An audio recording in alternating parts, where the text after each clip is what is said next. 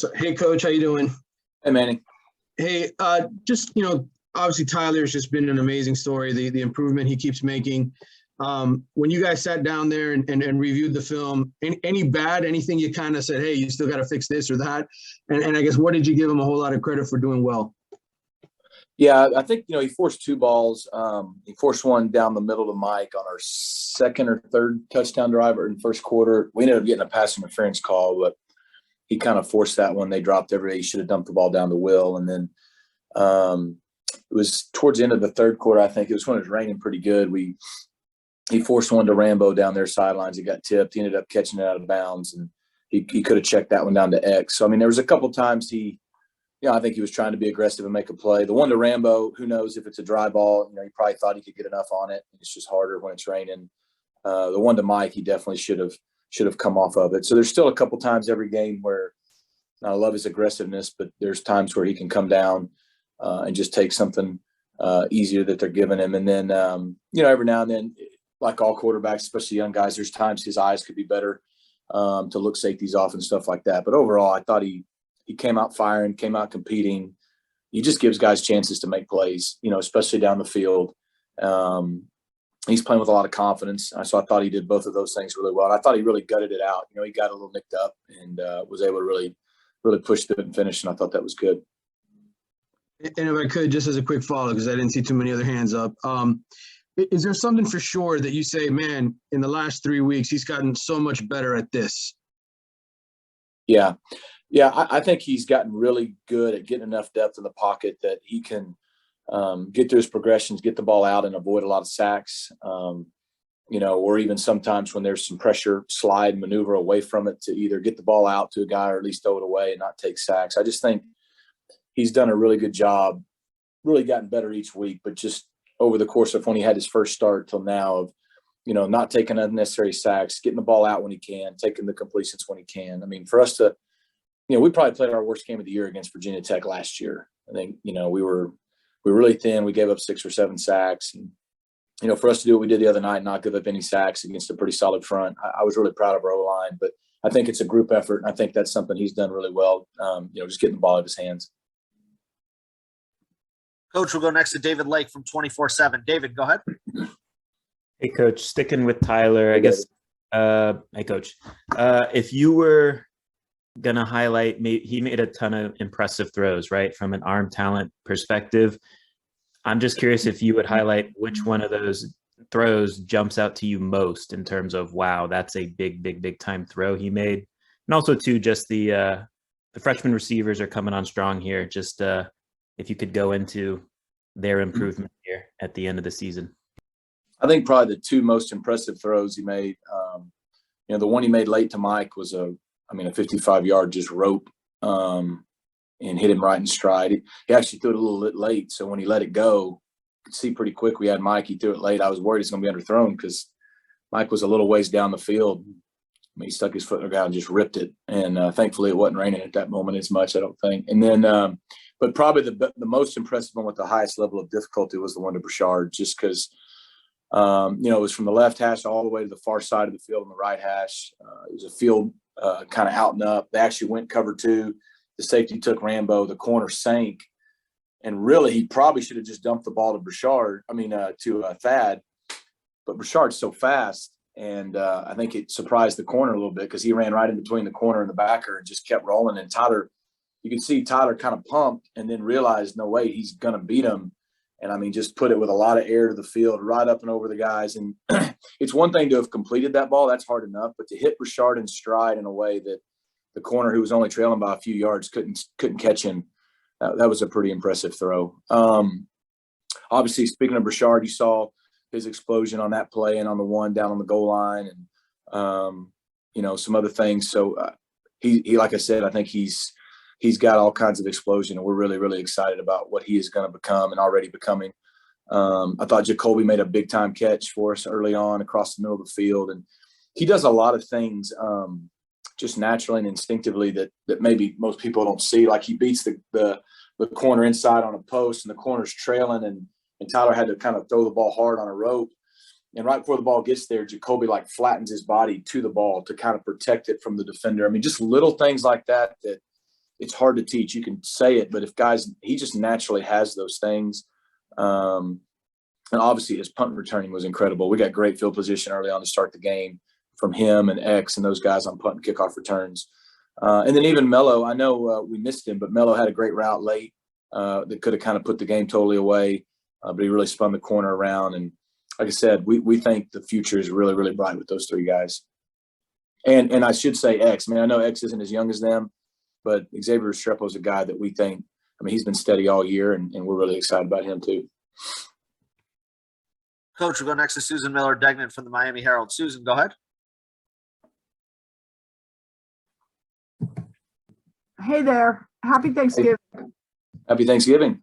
Thank you. Thank you. Two questions for you. Regarding bowl games, how important are they to you, and what do you get out of those extra practices? And a lot of guys in recent years have seemed to opt out of them. Does it make it even more crucial to have those practices? That's my first question. And the second one is, with all the uncertainty, swirling around the AD's job, the head coach's job, how concerning is that for assistant coaches? We seem to forget about them and their futures. I know it's a tough situation, and it seems to happen a lot these days in college football. Yeah. With the bowl games, obviously the landscape of college football changing it last several years. The bowl games I'm sure everybody has a different take on it. Whether it's guys opting out or guys choosing not to play in bowl games if they maybe aren't in the playoff situation or whatever. I still think it's really valuable. First of all, you always want to win. So if you play, you play to win. But I think, bowl games were always intended to be rewards for players. Like back when they started, it was rewards for players, rewards for fans. It was kind of detached from the season. It was like a chance to hopefully go win a game, play somebody cool that's not normally on your schedule, go to a cool place, let the fans enjoy it, let the players enjoy it, the coaches' families enjoy it. And, then it became like, hey, if you don't win a bowl game, you're out of here, or this or that. And now you've got situations where you may have guys, if they're going to be first, second, third round draft picks, and it's not in the playoff, and then, as a coach, you want everybody to play, but you get it. If that guy's got a chance, why should he play in a game that, it means something, and he probably wants to play, but it's not a good business decision for him. Right.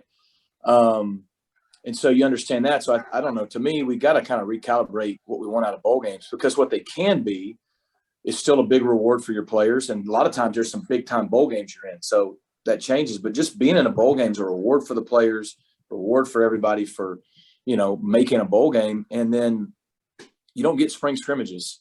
Maybe one day they'll let us do that, have a scrimmage with another school, but they don't right now. So if X, Y, and Z opt out, that's a great opportunity for this freshman, that sophomore, this guy to get, anywhere from 5 to 10 to 15 practices and then go play a game, a real game. And so, now you may be playing the game with guys that you didn't play the whole season with. So you're going to have bowl games where teams don't look like they did during the season.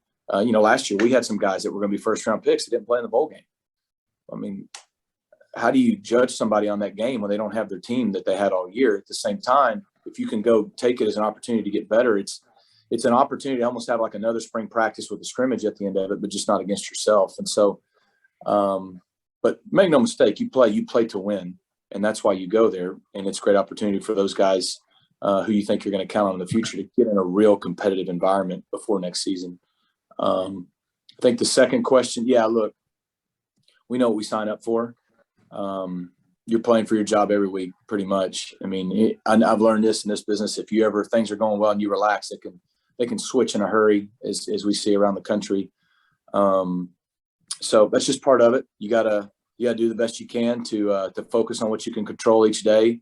I think that's something that our kids have done awesome this year. Our staff, every week has been almost like our backs are against the wall this year, and for our guys to win 4 of the last 5 games and be playing really good football down the stretch, I think just kind of shows you where everybody's been able to keep their head at. Coach, we'll go next to Chris Stock from InsideTheU. Chris, go ahead. Yeah, Coach, curious to your take on the running game. It's just not gotten going with the running backs. In particular with Jalen Knighton. After that game against Florida State, what have you seen these last 2 weeks? And also just him in general. Now he's dipped under 4 yards a carry on the season. Just your thoughts on him and his performance this year. I think he's performed great. I'm not worried about the run game because, right now we found our identity. We're playing to the strengths of what we can do. It was just 2 weeks ago he ran for 162 yards. So, we're going to do what we need to do each game, we think, to score and win. We came out the other night against a team who hadn't given up 300 yards passing all year and threw the ball pretty well. And when we needed to run the football, we did. When it was on the 1 or 2 yard line, we scored touchdowns. When it was 4th and 1, he was close. We got it. When there was 6.5 minutes to go, we ran the clock out and they never got it back. So, while yardage wise, it wasn't great, and Jalen didn't have a big game in the yardage category. We're playing to our strengths and who we are. And I think we've all figured out what that is this year and how people are playing us. If someone gives us the opportunity, I'd love to say we could run the ball for a lot of yards. And I'm not acting like we have had a stellar running performance this year by any means, but I'm not concerned with those things. I'm concerned with us scoring and winning. And like I said, over the last 5 or 6 games, we've given ourselves a chance to do that more times than not. And, I think probably with Jalen too, you start to look at a guy who, he didn't play the first 4 games and he's still over 100-something carries. I mean, I'm sure it takes a toll on your body. And so that's why it was good to get that in there and do what he did the other night. And, Cody got in, didn't really get a carry, I don't think, the way it folded, but, you never know this weekend. You can only take so many hits. And so, look, Jalen's first 4 or 5 games, he got everybody's attention, and so they're pretty, when they do over the scouting report, they say, we got to stop this guy, and this guy. I guarantee you number 4 is one of those guys. So, people are keen on him too, but we could do a better job overall. But right now, I think we know what our strength is, and we're going to play to our strength. Coach, we got time for a couple more. We're going to go to David Wilson from the Miami Herald. David, go ahead for Coach Lashlee. Hey, Rhett, following up on that, you mentioned Thad, and he was a guy that a lot of people have been, he's a local guy, so a lot of people have been clamoring to see him a little bit more. Just wondering what it was that finally let him get on the field there, and did he obviously he did what you wanted in that role? Yeah, I think he started practicing the last couple of weeks like a guy who really wanted to play, and did a really good job. Learning the game plan each week and just getting some reps. In fairness to him, the first half of the season, when we had more depth at the running back position, he was so far down the depth chart that he probably wasn't getting those reps. And so over the last, 2, 3, 4 weeks with our situation, him and Cody have gotten a lot more opportunities, him in particular, and in practice. And, I think he's learning how to practice. A lot of times young guys, it takes some time. He's doing that. He said he had a good couple of weeks, and then that situation was built for Thad. I mean, he's a big downhill runner. It was rainy. It was like a 1985 inside drill, and everybody's slipping around all over the field at that point. We were able to go downhill right at him with, Justice and Parrott in there, and I think it was a really good fit for his skill set too. And so, he caught a ball against Florida State that was a good catch. So I think confidence is starting to improve too. So it was really good to see that.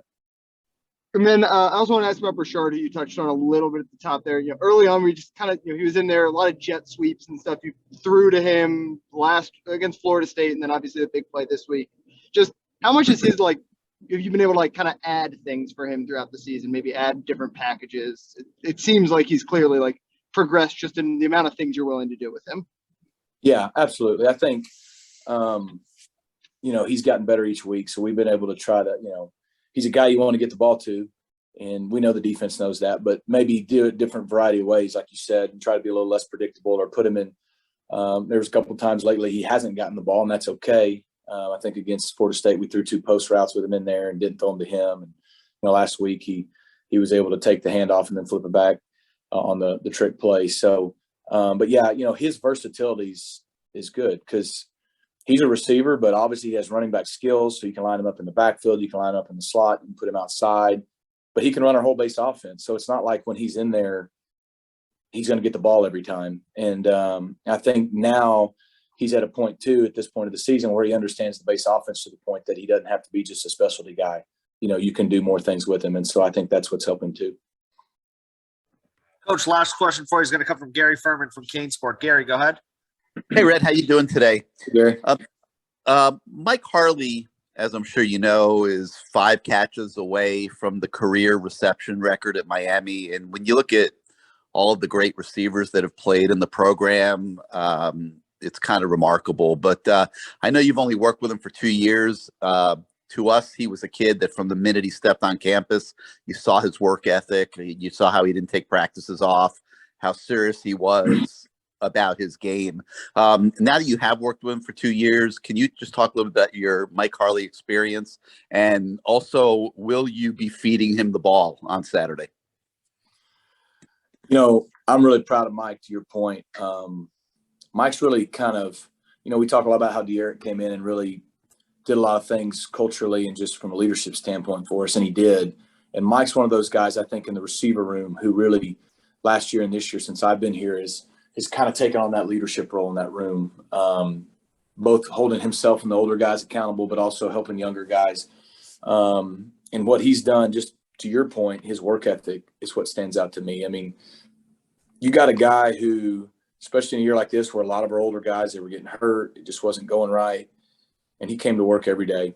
You know, when Tyler became our guy, he was the first one to go and just basically say, let's go, I got you. And the way he practiced and the way he almost raised his level to try to help out Tyler, to me, was impressive. And I think the other thing about Mike is just his unselfishness. I mean, got a guy last year caught 57 balls. I think between him and X and Brashard, his position this year's caught 70 plus balls. I'm not exactly sure the number, 60, 70, 75, you know, but because Xavier's a really good player and Brashard's a good player, and, you know, it allows Mike to stay fresher throughout the game. He's been unselfish. You know, he's in the 40s in touches, still pretty good year, but some guys could say, well, if I had all the snaps, I'd have 70, 80 catches, you know, and he's just about winning. He's about the team. You know, he hasn't made it about him. And to me, his impact over the last 2 years since I've been here are going to be felt far more than when he breaks that record or really even his legacy. It's what, like, Romello Brinson and Keyshawn Smith, another one he's really taken under his wing, and Xavier Restrepo and Brashard Smith and Jacoby George, what those guys are able to do because they saw how it should be done. And in a year or two, they're going to be doing that for other people. But just really his example and just how he's carried himself, to me, is the biggest thing. And I think that legacy will live on. Yes, I'm fully aware of how many catches he needs. And that's an important goal for our offensive unit, for Mike and for us as a unit. So we're very aware of what he and Rambo need. And, you know, winning's the ultimate goal, but we're on it. Thank you.